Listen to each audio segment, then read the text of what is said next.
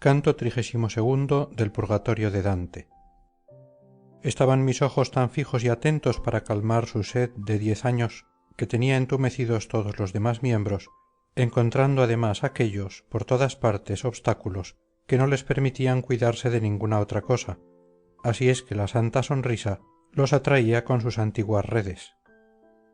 Pero tuve a la fuerza que volver la cabeza hacia la izquierda de aquellas diosas, porque les oía decir: mira demasiado fijamente, y aquella disposición en que se encuentran los ojos cuando acaban de ser heridos por los rayos del sol me dejó por algún tiempo sin vista, mas cuando se repusieron los míos ante otro pequeño resplandor, y digo pequeño comparándolo con la gran luz de que me había sido fuerza separarme, vi que el glorioso ejército se había vuelto hacia la derecha, recibiendo en el rostro los rayos del sol y los de las 7 llamas.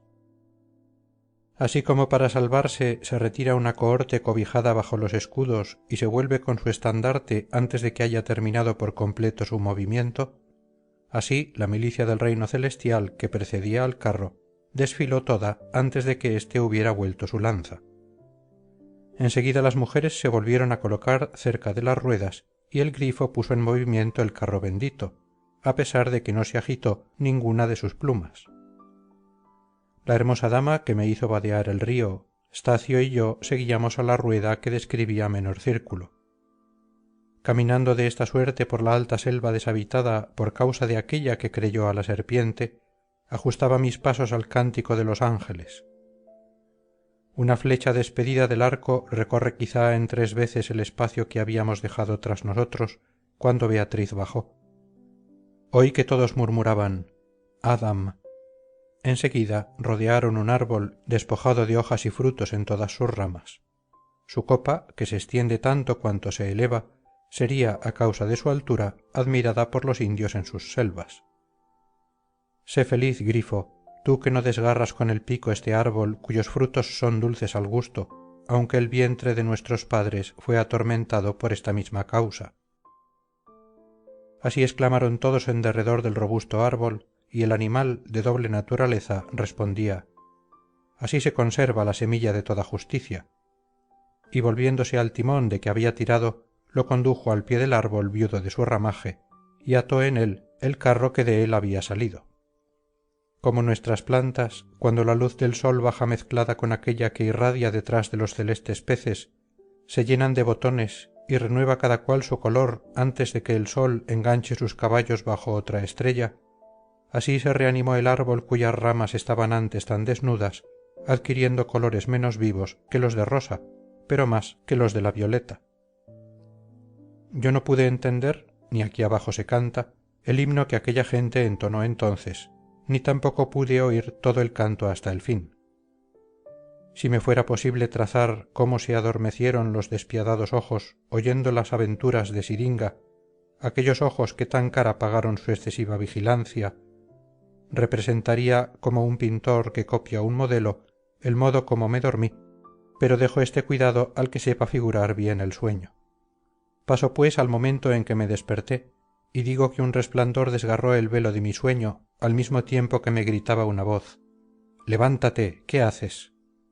Lo mismo que a la vista de las florecillas de miel que hacen a los ángeles ávidos de su fruto y perpetuas las bodas en el cielo, Pedro, Juan y Santiago, conducidos sobre el Tabor y derribados por el brillo celestial, se levantaron al oír la palabra que ha roto sueños más grandes, y vieron entonces que su escuela, así la de Moisés como la de Elías, había desaparecido, y que la ropa de su maestro había cambiado de color. Así salí yo de mi sueño, viendo inclinada sobre mí a aquella compasiva mujer que había guiado anteriormente mis pasos por el río, y lleno de duda dije: ¿dónde está Beatriz?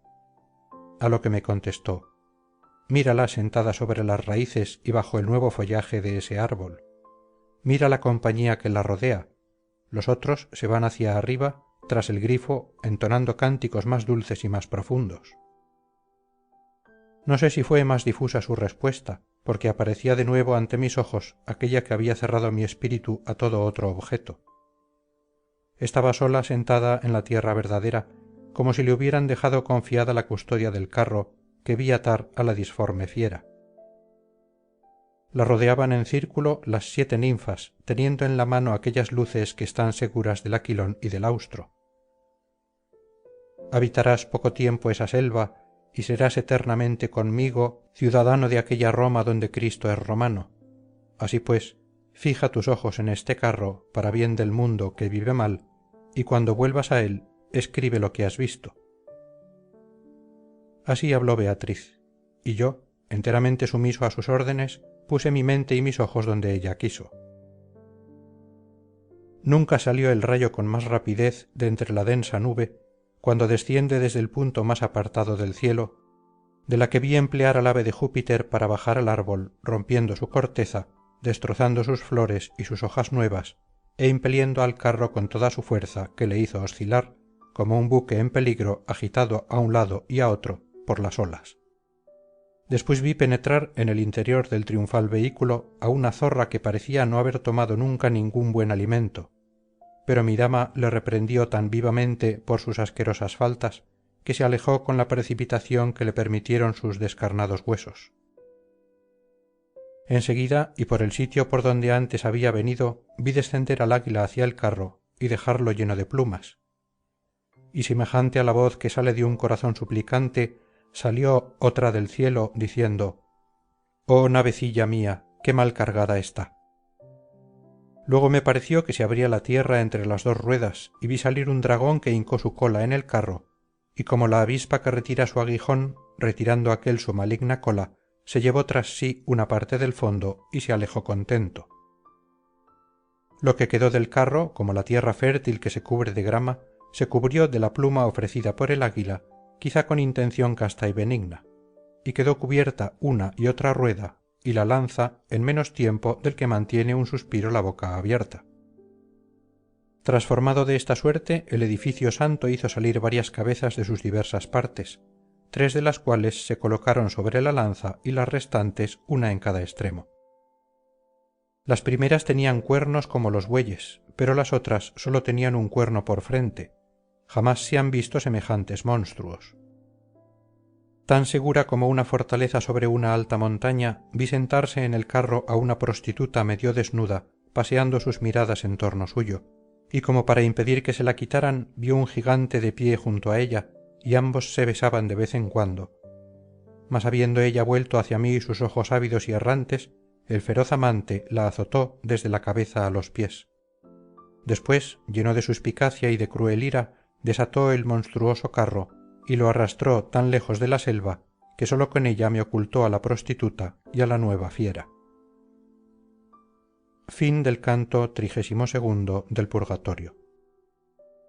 Canto 33 del Purgatorio de Dante. Deus venerunt gentes. Tal fue la dulce salmodia que empezaron a entonar entre lágrimas aquellas 4 mujeres, alternando en su canto ya las 3 o ya las 4. Y Beatriz, suspirando compasiva, las escuchaba tan abatida que sólo lo estuvo un poco más María al pie de la cruz. Pero cuando las vírgenes le dieron lugar a que hablase, se irguió y respondió encendida como el fuego: Modicum et non videbitis me, et iterum, mis queridas hermanas, modicum et vos videbitis me.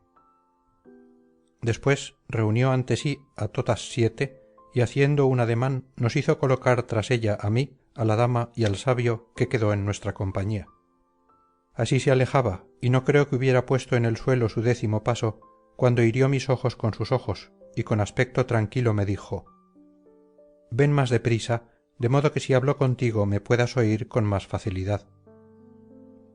Cuando estuve cerca de ella como debía, añadió: «Hermano, ¿por qué viniendo conmigo no te atreves a preguntarme algo?»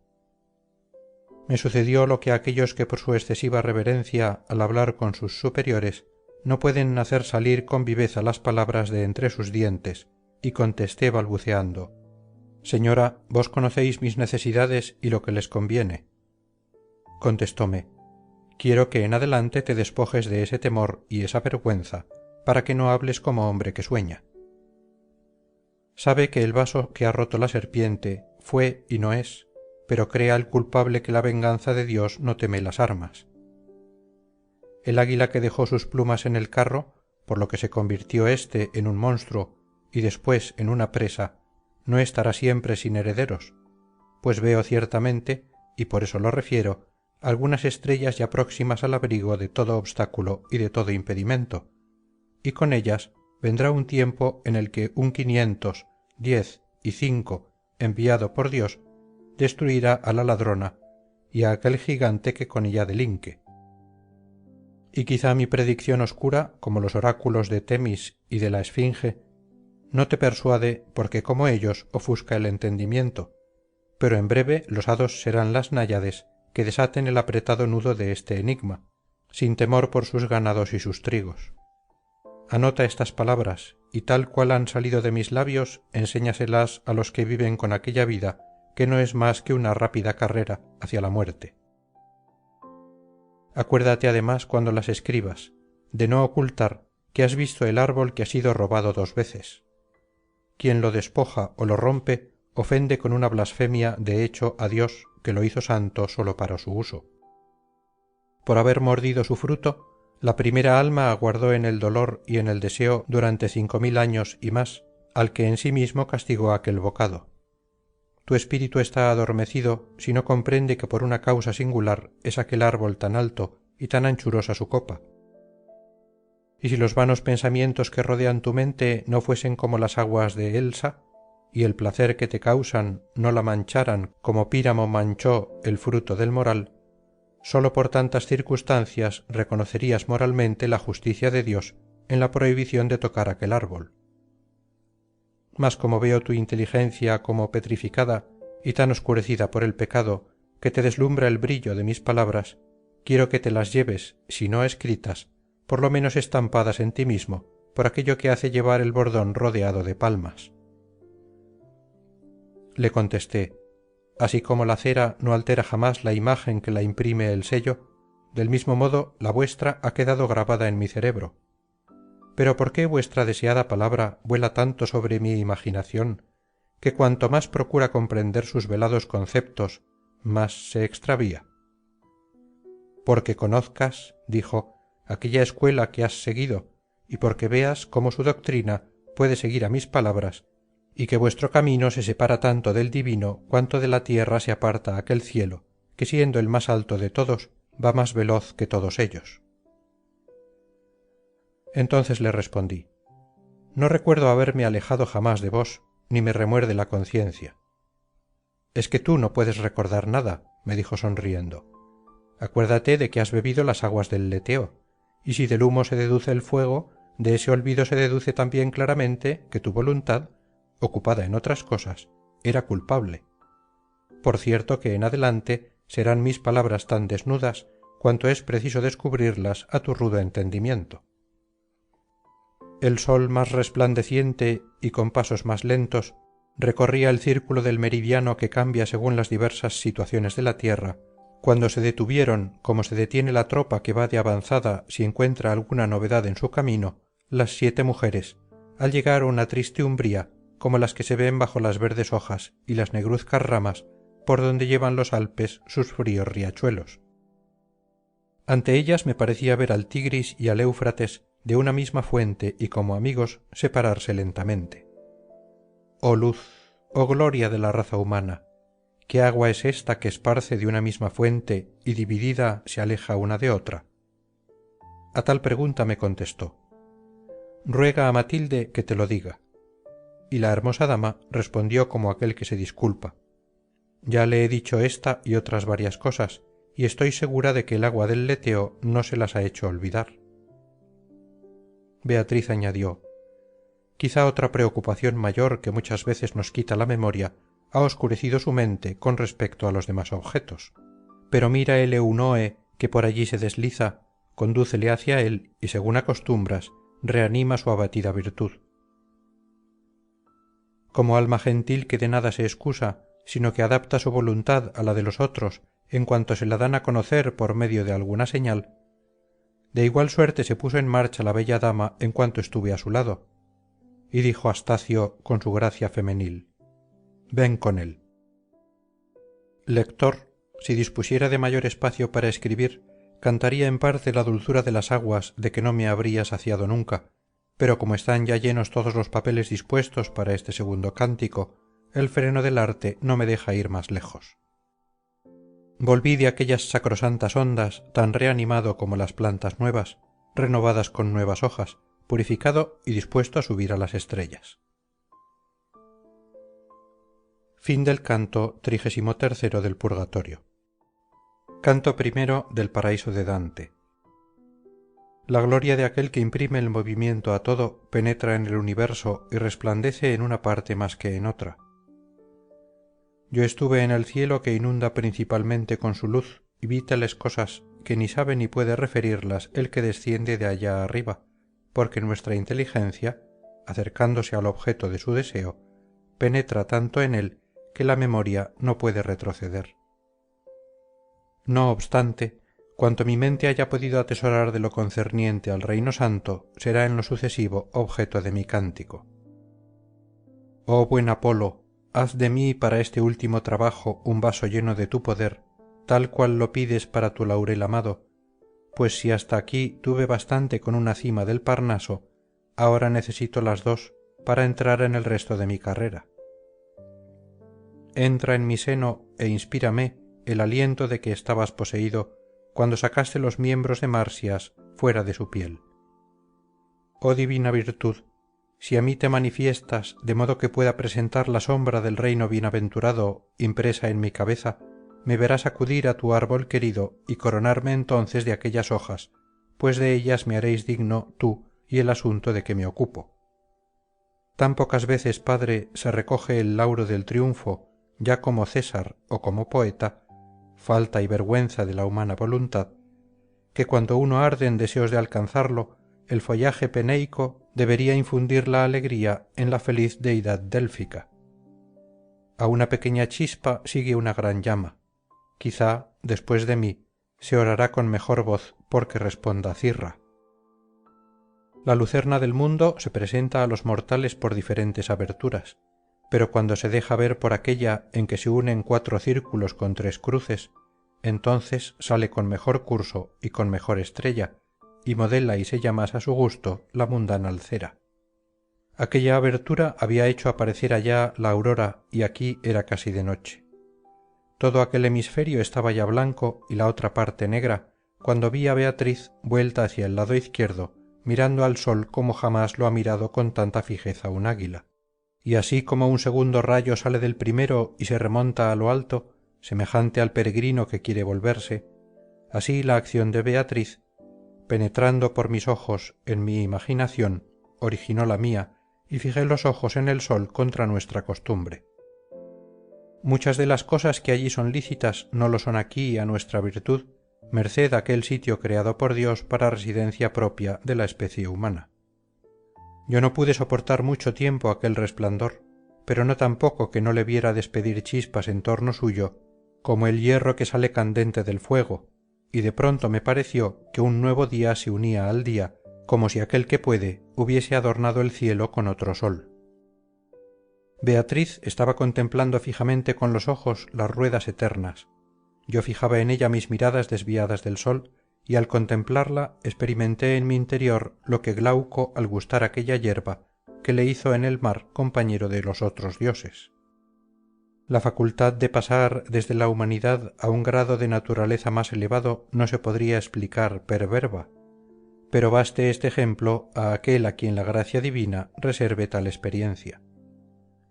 Tú sabes, oh amor que gobiernas el cielo, si era yo solamente aquel que no ha mucho creaste, tú que me elevaste con tu luz. Cuando el movimiento celeste que tú, siendo deseado, haces eternizar, me hizo fijar la atención en él por esa armonía que regularizas y distribuyes, me pareció que entonces se encendía con la llama del sol tanto espacio del cielo, que ni las lluvias ni los fríos han ocasionado jamás tan extenso lago. La novedad de los sonidos y tan gran resplandor me abrasaron de tal modo en el deseo de conocer su causa, que jamás he experimentado tan punzante aguijón. Así es que ella, que veía mi intento como yo mismo, abrió su boca para calmar mi excitado ánimo antes de que yo la abriera para preguntarle, y empezó a decir: tú mismo te embarazas con tus falsas ideas, de tal modo que no ves lo que verías si las hubieras desechado. No estás ya en la tierra según te figuras. El rayo, huyendo del sitio donde se forma, no corre tan velozmente como tú al elevarte hacia este sitio.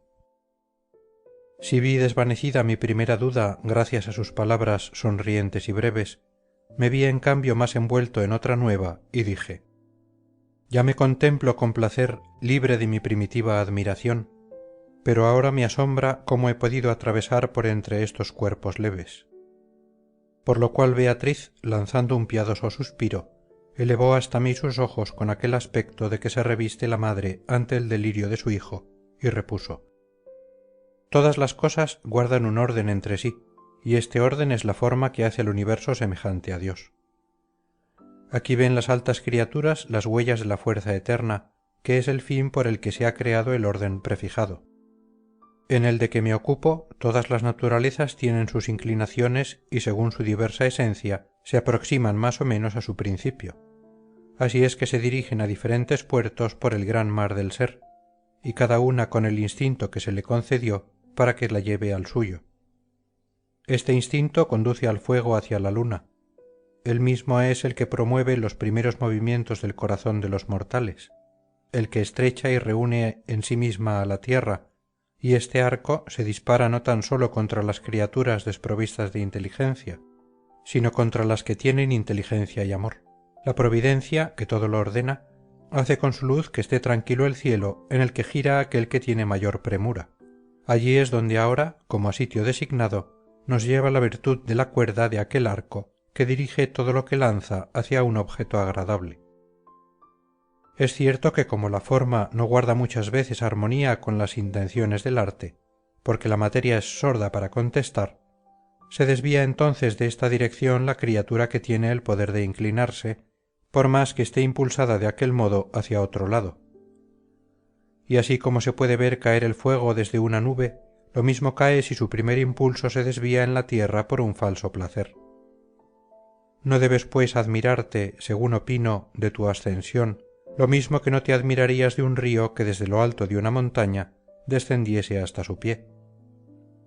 Lo que en ti hubiera sido maravilla es que libre de todo obstáculo te hubieras sentado abajo, como lo sería el que la viva llama quedara tranquila sobre la tierra.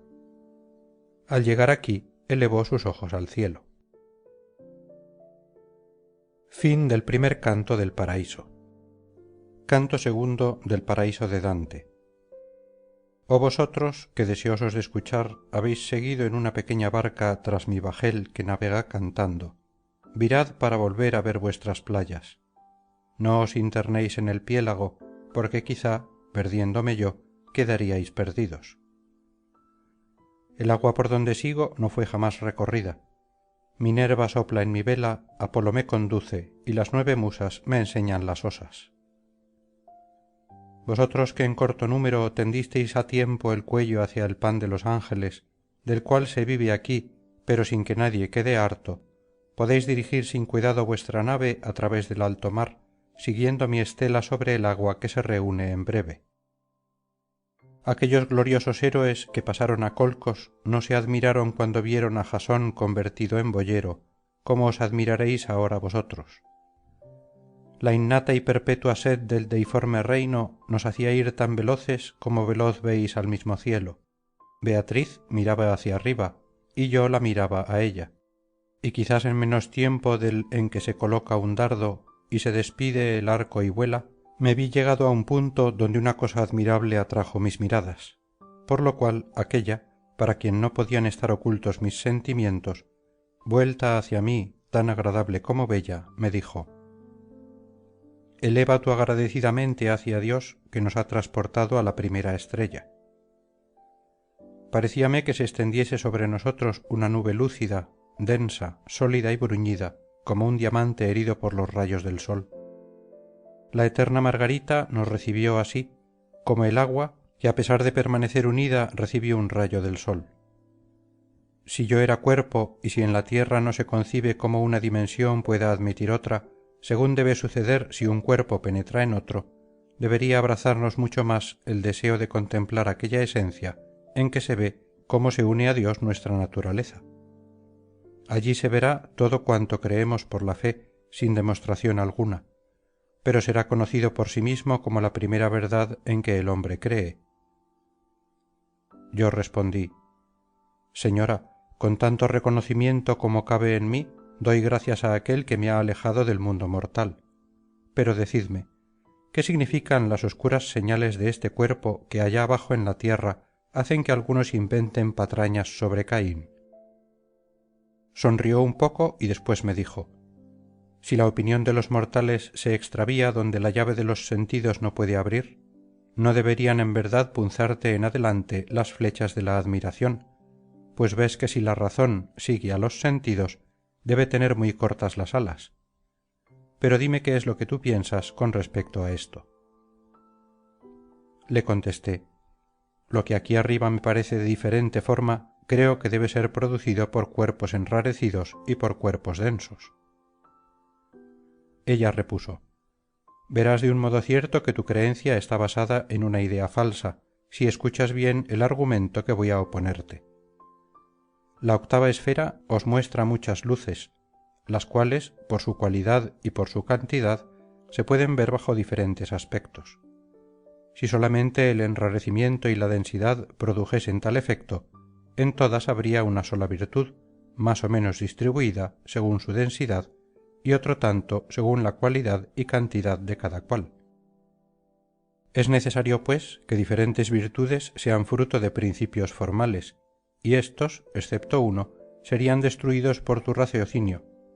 Además, si un cuerpo enrarecido fuese causa de que aquella oscuridad por la que me preguntas, entonces o el planeta, en alguna parte o de un lado a otro, se vería privado de su materia, o lo mismo que un cuerpo sobrepone su grasa a su carne, así éste cambiaría de colores en su volumen.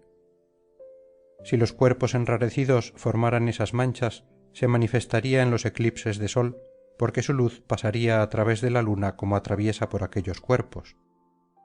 Esto no es así, por lo tanto, hemos de examinar el otro supuesto, y si llego también a anularlo, verás demostrado lo falso de tu opinión. Si ese cuerpo enrarecido no puede atravesar la luna, es preciso que termine en algún sitio de donde su contrario no deje pasar la luz, y el otro rayo reverbera desde allí como el rayo coloreado que se proyecta desde un cristal que está forrado de azogue. Pero tú dirás que el rayo parece aquí más oscuro que en otras partes, porque se refracta desde más profundidad. De esta réplica puede librarte la experiencia si haces uso de ella alguna vez, por ser la fuente de donde manan los arroyos de vuestras artes. Tomarás 3 espejos. Coloca 2 de ellos ante ti a igual distancia y el otro un poco más lejos. Después, fija tus ojos entre los 2 primeros. Vuelto así hacia ellos, cuida de que tras de ti se eleve una luz que ilumine los 3 espejos y vuelva a ti reflejada por todos. Entonces, a pesar de que el más apartado de tu vista no lance una luz tan intensa como los otros, verás que resplandece lo mismo que ellos. Ahora, así como bajo los golpes de los abrasadores rayos se desprenden de su color y de su frialdad primitiva los sitios que cubría la nieve, del mismo modo, desprendido de tu primer error, quiero que tu espíritu reciba una luz tan viva que a su aspecto sentirás sus destellos. En el cielo de la paz divina gira un cuerpo, en cuya virtud tiene su asiento el ser de todas las cosas que contiene.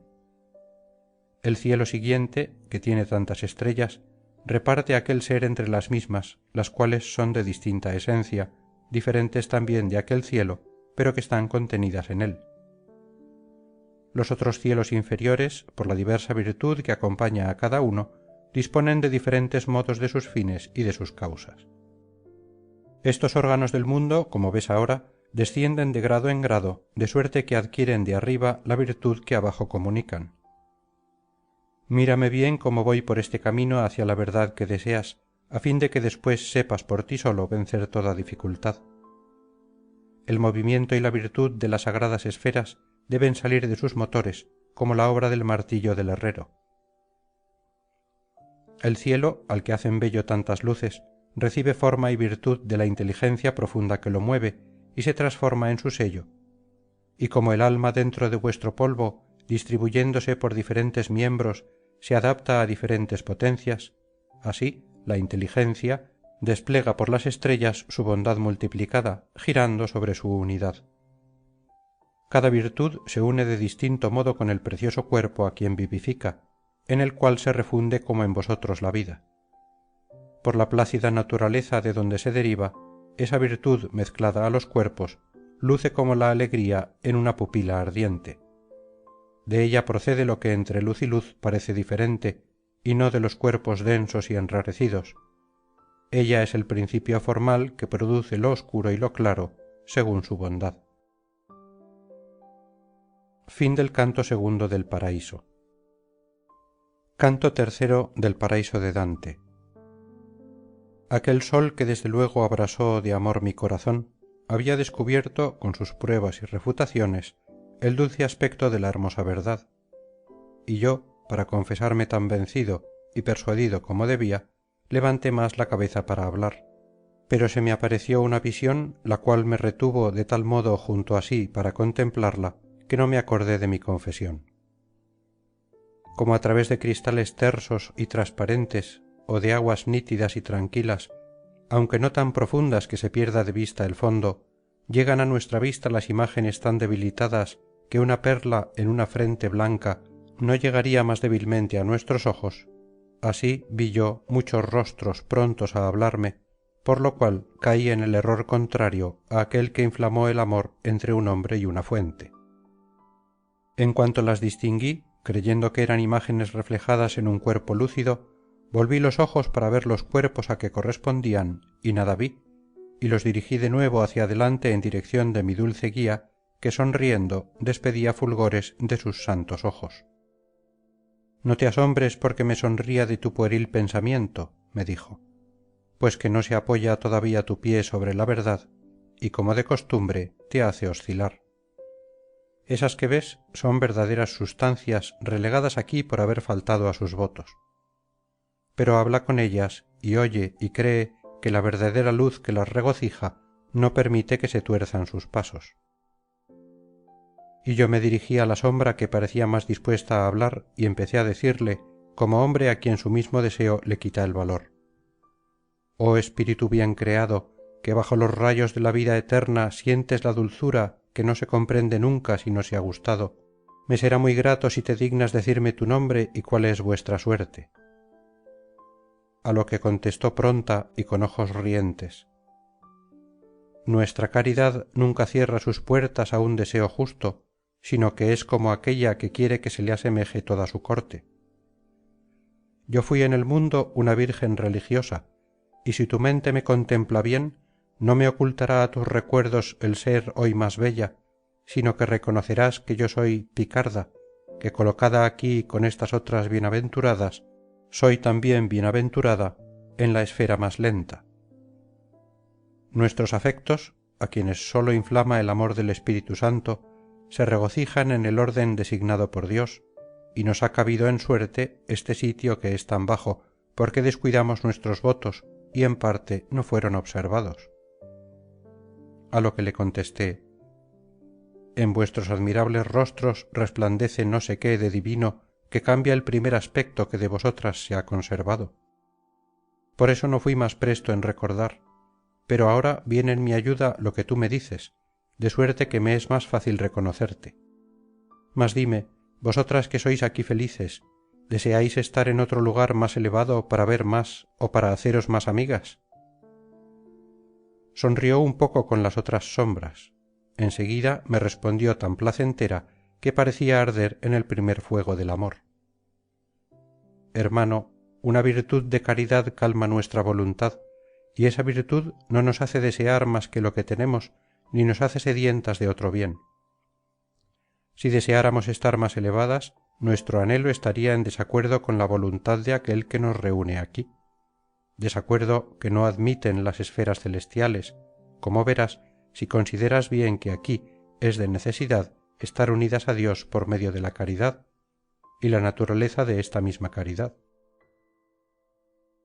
También es esencial a nuestra experiencia bienaventurada uniformar la propia voluntad a la de Dios para que sean unas mismas nuestras voluntades, de modo que como estamos de cielo en cielo por todo este reino, agrade una misma cosa a todo él, así como al Rey cuya voluntad forma la nuestra. En su voluntad está nuestra paz. Ella es el mar a donde va a parar todo lo que ha creado o lo que la naturaleza hace.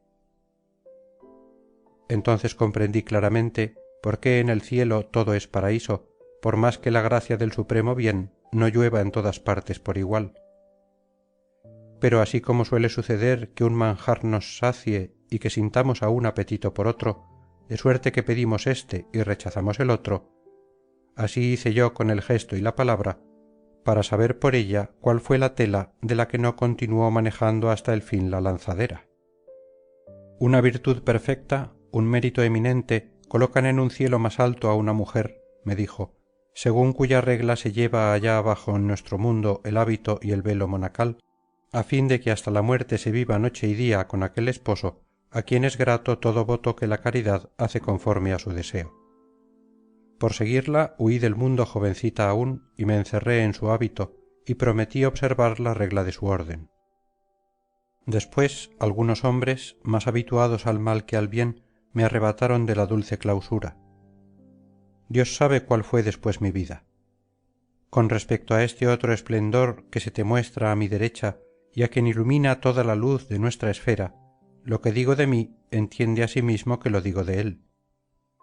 Monja fue, y también le arrebataron de la cabeza la sombra de las sagradas tocas, pero cuando volvió al mundo, contra su gusto y contra sus buenas costumbres, no se despojó jamás del velo de su corazón. Esa es la luz de la gran Constanza, que del segundo príncipe procedente de la casa de Suabia engendró al tercero, última potencia de esta raza. Así me habló y empezó después a cantar Ave María, y cantando se desvaneció como una cosa pesada a través del agua profunda. Mi vista, que la siguió tanto cuanto le fue posible, después que la perdió, se volvió hacia el objeto de su mayor deseo y se fijó enteramente en Beatriz, pero ésta lanzó tales fulgores sobre mi mirada que no los pudo sufrir desde luego, y esto me hizo más lento en interrogar. Fin del canto tercero del Paraíso. Canto cuarto del Paraíso de Dante. Un hombre libre y colocado entre dos manjares igualmente distantes de él y que excitaran del mismo modo su apetito, moriría de hambre antes de llevarse a la boca uno de ambos. De igual suerte estaría inmóvil un cordero entre dos hambrientos lobos, a quienes teme igualmente, o un perro entre dos gamos. Por esta razón no me arrepiento de haber guardado un silencio necesario, pues me tenían igualmente en suspenso dos dudas, pero tampoco me alabo de él. Yo callaba, pero mi deseo estaba pintado en mi rostro y en él aparecía más calurosa mi pregunta que si la hubiera expresado por medio de palabras. Beatriz hizo lo que Daniel al librar a Nabucodonosor de aquella cólera que le había hecho cruel injustamente, y me dijo: bien veo cómo te atrae uno y otro deseo, de modo que tu curiosidad se liga en ti mismo de tal suerte que no se manifiesta con palabras. Tú raciocinas así: si la buena voluntad dura, ¿por qué razón la violencia de otro ha de disminuir la medida de mi mérito? También te ofrece motivo de duda que las almas, al parecer, vuelvan a las estrellas, según la sentencia de Platón. Tales son las cuestiones que pesan igualmente sobre tu voluntad, pero antes me ocuparé de lo que tiene más veneno. Entre los serafines, aquel que más se une a Dios, Moisés, Samuel y cualquiera de los dos Juanes que quieras escoger, digo, no exceptuando a María, todos esos no tienen asiento en otro cielo, sino en el mismo en que te han aparecido ahora esos espíritus, ni tampoco tienen para su existencia en él más o menos años, sino que todos embellecen el primer círculo y gozan de una vida diferentemente dulce, según que sienten más o menos el espíritu eterno. Aquí se te aparecieron no porque les haya tocado en suerte esta esfera, sino para significar que es entre las celestiales la menos elevada. Así es preciso hablar a vuestro espíritu, porque sólo comprende por medio de los sentidos lo que hace después digno de la inteligencia. Por eso la Escritura condesciende con vuestras facultades y atribuye a Dios pies y manos, mientras que ella lo ve de otro modo, y la Santa Iglesia os representa bajo formas humanas a Gabriel y a Miguel y al otro que sanó a Tobías. Lo que Timeo manifiesta sobre las almas no es parecido a lo que aquí se ve, pues parece que siente lo que dice. Dice que el alma vuelve a su estrella, creyendo que se desprendió de ella cuando la naturaleza la unió a una forma. Puede suceder que su opinión sea diferente de la que expresan sus palabras y que la intención de éstas no sea digna de burla. Si quiere decir que la influencia operada por las estrellas se convierte en honor o en vituperio de las mismas, quizá haya dado su flecha en el blanco de una verdad. Este principio, mal comprendido, ha extraviado a casi todo el mundo, de suerte que se ha corrido a adorar a Júpiter, a Mercurio y a Marte. La otra duda que te agita tiene menos veneno, porque su malignidad no te podría alejar de mí. Que nuestra justicia parezca injusticia a los ojos de los mortales es un argumento de fe y no de herética malicia. Pero como puede vuestro discernimiento penetrar bien esta verdad, te dejaré satisfecho según deseas. Si hay violencia cuando el que la sufre no se adhiere en nada a aquel que la comete, aquellas almas no pueden servirse de ella como excusa, porque la voluntad, si no quiere, no se aquieta, sino que hace lo que la naturaleza en el fuego, aunque la tuerzan 1000 veces con violencia. Por lo cual, si la voluntad se doblega poco o mucho, cede a la fuerza, y así hicieron aquellas, pues pudieron haber vuelto al sagrado lugar. Si su voluntad hubiera sido firme, como lo fue la de Lorenzo sobre las parrillas, y como la de Mucio al ser tan severo con su mano, ella misma las hubiera conducido al camino por donde las habían arrebatado cuando se vieron libres, pero una voluntad tan sólida es muy rara. Por estas palabras, si es que las has recogido como debes, queda destruido el argumento que te hubiera importunado aún muchas veces. Pero se atraviesa otra dificultad ante tus ojos, y tal que por ti mismo no sabrías salir de ella, antes bien te rendirías fatigado. He dado como cierto a tu mente que el alma bienaventurada no podía mentir porque está siempre próxima a la primera verdad.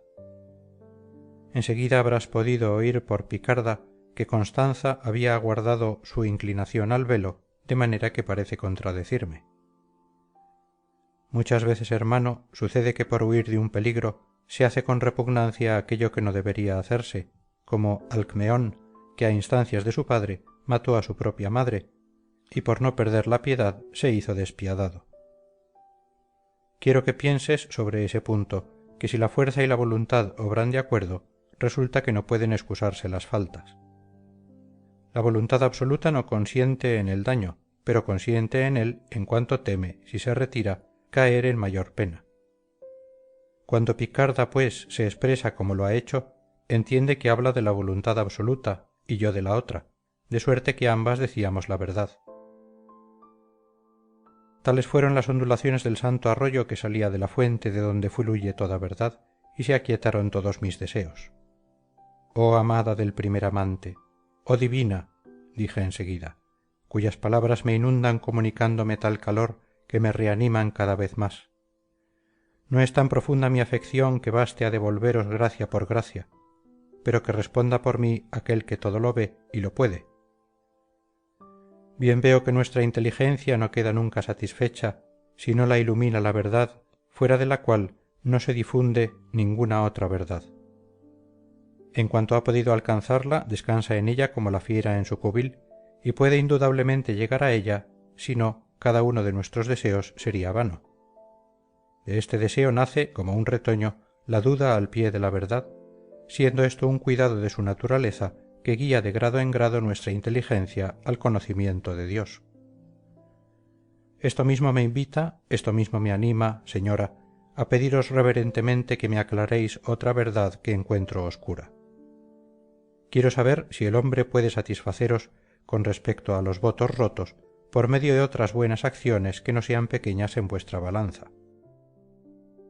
Beatriz me miró con los ojos llenos de chispas de amor, y tan divinos, que sintiendo mi fuerza vencida, me volví y quedé como anonadado con los ojos bajos. Fin del canto cuarto del Paraíso. Canto quinto del Paraíso de Dante.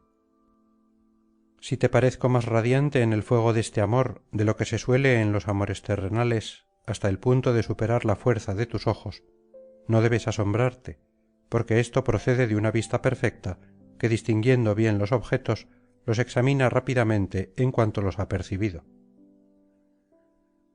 Veo claramente cómo resplandece ya en tu inteligencia la eterna luz que vista una sola vez enciende en nosotros el amor. Y si otra cosa seduce el vuestro solo, es un vestigio mal conocido de aquel resplandor que luce a través de estas cosas. Tú quieres saber si con otras buenas acciones puede satisfacerse el voto no cumplido, de modo que el alma esté segura de todo debate contra la justicia divina. Así empezó Beatriz este canto, y como hombre que no interrumpe su razonamiento, continuó de este modo su santa enseñanza. El mayor don que Dios, en su liberalidad, nos hizo al crearnos, como más conforme a su bondad, y el que más aprecia, fue el de la libertad de la voluntad, de que fueron y están dotadas únicamente las criaturas inteligentes. Ahora conocerás, si raciocinas según este principio, el alto valor del voto, si éste es tal que Dios consiente cuando tú consientes.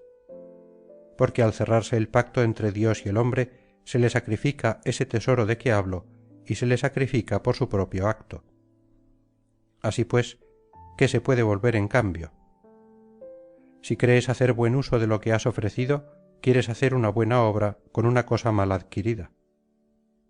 Ya conoces, pues, la importancia del punto principal. Pero como la Santa Iglesia da sobre esto sus dispensas, lo cual parece contrario a la verdad que te he descubierto, es preciso que continúes sentado un poco a la mesa, porque el pesado alimento que has tomado requiere un poco de ayuda para pasar. Abre el espíritu a lo que te presento y enciérralo en ti mismo, pues no proporciona ciencia alguna oír sin retener. Dos cosas son necesarias a la esencia de este sacrificio. Una es la materia del voto y otra el pacto que se forma con Dios. Esta última no se borra jamás, si no es observada, y con este motivo te he hablado antes en términos precisos. Por esta causa fue una necesidad para los hebreos el ofrecer, aunque muchas veces la oferta sufrió una variación como debes saber. La otra, que te he dado a conocer como materia del sacrificio, puede ser tal que no se cometa yerro alguno al cambiarla en otra materia, pero que ninguno por su propia autoridad cambie el fardo de su espalda sin la vuelta de la llave blanca y de la llave amarilla. Crea que todo cambio es insensato si la cosa abandonada no está contenida en la elegida como el 4 está contenido en el 6. Todo lo que pese tanto por su valor que incline hacia su lado la balanza no puede reemplazarse con otra obra. Que los mortales no tomen el voto como cosa de chanza. Sed fieles y al comprometeros no seáis ciegos como lo fue Jefté en su primera ofrenda, porque más le valía haber dicho hice mal que hacer otra cosa peor al cumplir su voto. Tan insensato como a él puedes suponer al gran jefe de los griegos, quien obligó a Ifigenia a llorar por su hermoso rostro, e hizo llorar por ella a los necios y a los sabios cuando oyeron hablar de semejante culto. Cristianos, sed más lentos en vuestros movimientos, no seáis como la pluma a todo viento, ni creáis que toda agua pueda lavaros. Tenéis el Viejo y el Nuevo Testamento, y al pastor de la Iglesia que os guía. Baste esto para vuestra salvación. Si una censurable ambición os llama hacia otra parte, sed hombres y no locas ovejas, de suerte que el judío no se ría de vosotros entre vosotros. No hagáis como el cordero que deja la leche de su madre, y sencillo y alegre combate a su placer consigo mismo. Así me habló Beatriz según lo escribo. Después se volvió anhelante hacia aquella parte donde el mundo es más vivo. Su silencio y la mudanza de su semblante impusieron silencio a mi ávido espíritu, que tenía ya ante sí nuevas preguntas. Y como la saeta queda en el blanco antes de que haya quedado en reposo la cuerda, así corrimos hacia el segundo reino. Allí vi yo tan contenta a mi dama cuando penetró en la luz de aquel cielo, que el planeta se volvió más resplandeciente. Y si la estrella se transformó y rió, cuánto más alegre estaría yo que por mi naturaleza soy en todos sentidos transmutable. Como en un vivero, que está tranquilo y puro, acuden solícitos los peces al objeto procedente del exterior por creerlo su pasto, así vi yo más de 1000 esplendores acudir hacia nosotros, y a cada uno de ellos se oía exclamar: he aquí quien acrecentará nuestros amores. Y tan pronto como cada cual se nos acercaba, veíase a la sombra llena de júbilo en el claro fulgor que de ella salía. Piensa, lector, cuál sería tu ávido deseo de saber si lo que aquí empieza no siguiese adelante, y por ti comprenderás cuánto sería el que yo experimentara por saber la condición de éstos en cuanto se ofrecieron a mis ojos. Oh bien nacido, a quien está concedida la gracia de ver el trono del triunfo eterno antes de haber abandonado la milicia de los vivos. Nosotros nos abrasamos en el fuego que se extiende por todo el cielo. Así pues, si deseas que te iluminemos acerca de nuestra suerte, puedes saciarte según tu deseo. Así me dijo uno de aquellos espíritus piadosos, y Beatriz añadió: di con toda confianza y créeles como a Dios. Veo también cómo anidas en tu propia luz y que la transmites por tus ojos para que resplandezca cuando ríes. Pero no sé quién eres, ni por qué ocupas, oh alma digna, el grado de la esfera que se oculta a los mortales con los rayos de otro. Esto dije directamente al alma resplandeciente que me había hablado, por lo cual se volvió más luminosa de lo que era. Así como el sol, que asimismo se oculta por su excesiva luz cuando el calor ha destruido los densos vapores que la amortiguaban, así aquella santa figura se ocultó a causa de su alegría en su mismo fulgor, y encerrada de aquel modo me contestó del modo que canta el siguiente canto. Fin del canto quinto del Paraíso.